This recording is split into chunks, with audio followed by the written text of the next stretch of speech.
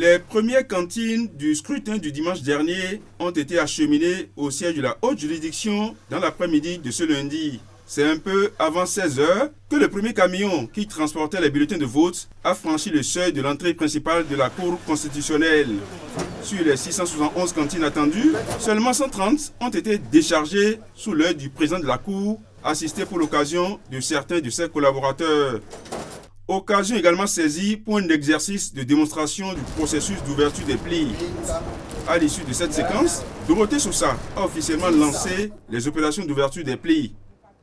Tout en saluant la mobilisation des équipes, le président de la Cour constitutionnelle a donné quelques projections sur l'issue des opérations de dépouillement et la proclamation des résultats. Nous travaillons en tandem avec la Sénat. Donc c'est la Sénat qui nous envoie les cantines. Et c'est à partir de ce moment que nous commençons, nous, le dépouillement. On commence d'abord par ouvrir les plis, les classer, et puis ensuite ça entre en salle de dépouillement par les membres de la Cour et les personnes qui les assistent.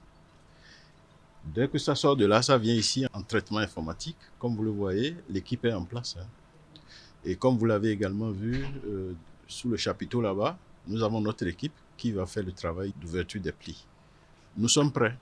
Tout le monde est prêt ici. N'oubliez pas que la loi nous donne un délai très contraint pour proclamer les résultats. Donc nous allons tenir dans les délais, nous pensons.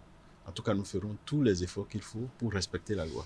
Si on avait reçu depuis hier la première cantine et tout ça, mercredi au plus tard, on devrait déjà avoir quelque chose de concret.